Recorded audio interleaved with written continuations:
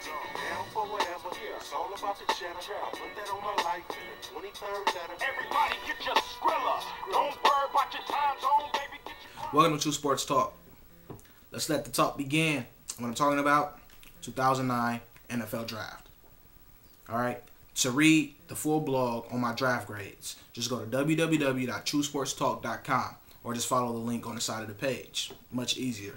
Alright, so before I start, I'm going to give you a disclaimer. The only way I was able to come up with these draft grades was to look at how the players did and their workouts and what they did in their college career.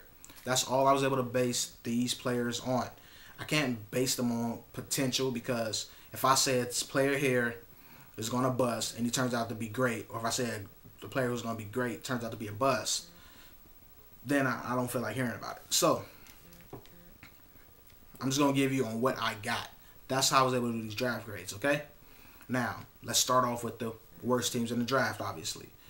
Worst teams, the three worst teams I thought were Dallas Cowboys, of course the Oakland Raiders, and I'm throwing the Kansas City Chiefs.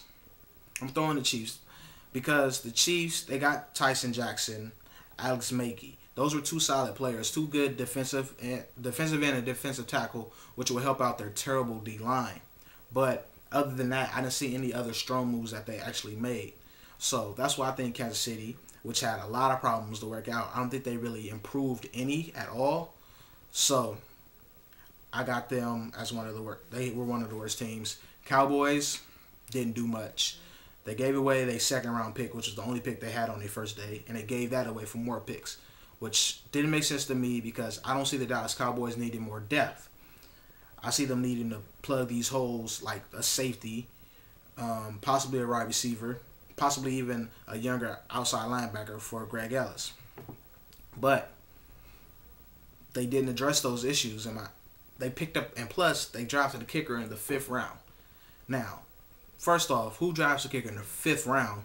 And then second, who drafts a kicker in the 5th round when they have Nick Folk, a Pro Bowl kicker? Now, I know Nick Folk is not that great on kickoffs, but did you really need to use your 5th round pick on the kicker for strictly kickoffs? Didn't make sense. And then, of course, the Raiders taking Darius Heyward-Bey over Maclin and Crabtree, which Maclin and Crabtree are better route runners, and they catch the ball better than Bey. Bey, he's not a route runner. He just runs past people because he's fast. He had the fastest time in the combine. That's why the Raiders picked him. He runs a 4.25. They figured, put him out there, let Russell just throw it deep to him all the time. I think that's what they're going to do. Just send a boy out. But if he gets pressed on the line, which he will get pressed, he's not strong enough to get off of that. So, and then he has shaky hands. Therefore, that pick might turn out to be terrible. But you never know. Bey might be this hell of a player. Like I said, I'm only going by what they did in college and what they did in the workouts. And also what made the Raiders one of the worst teams in the draft. They second-round pick. They picked a safety who wasn't even invited to the combine. He didn't even work out for scouts at the NFL combine. Most of the teams didn't even have him on a board. And the teams, and certain teams that did, said he was a 7th-round pick at best. And Raiders took him in the 2nd round with their 2nd pick. That's why Raiders had one of the worst drafts. So my 3 worst teams, I got to throw in there. I'm throwing in Cowboys, Chiefs, and the Falcons. I'm not Falcons, and the Raiders. Speaking of the Falcons are one of my strong teams in the draft. And what I'm going to give you teams that basically had quiet good drafts if you didn't pay attention to them.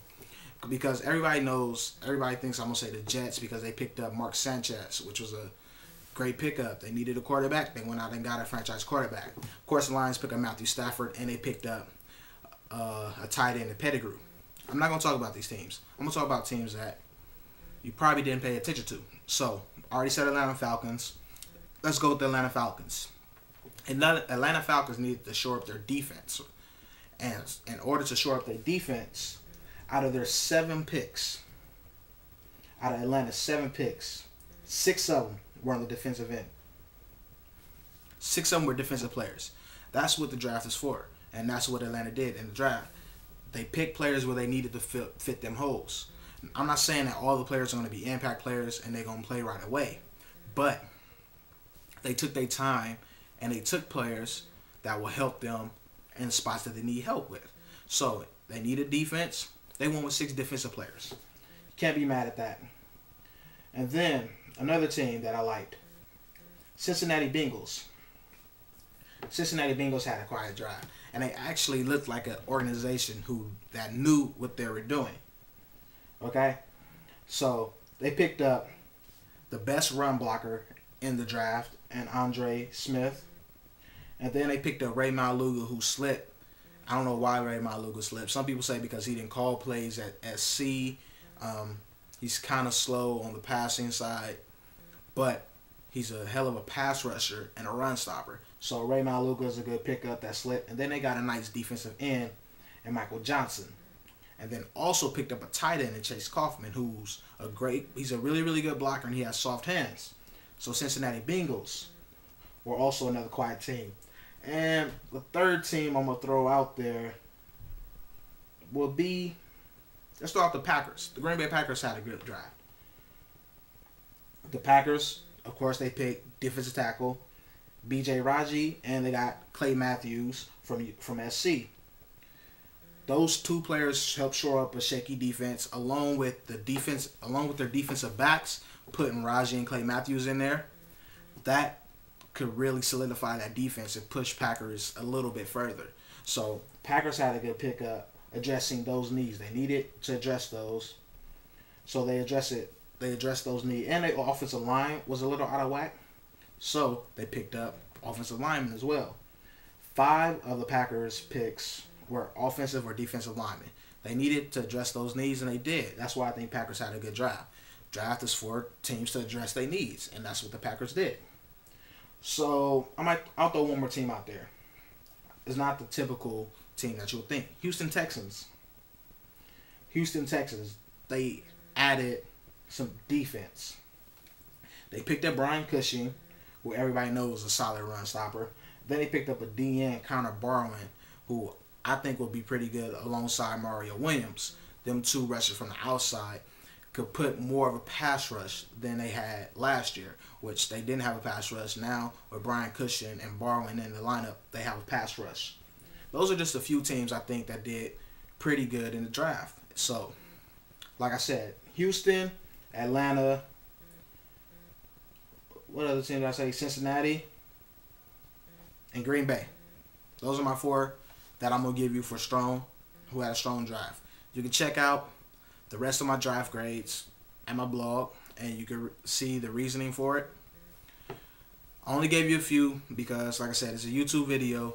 Got to be short, so it's short. Let me know what you think. Let me know who you think had a good draft. If you don't agree with me, I'm perfectly honest, I like it when people don't agree. That's what sports are all about. Debating, arguing. Let me hear it. TrueSportsTalk.com. I'm out.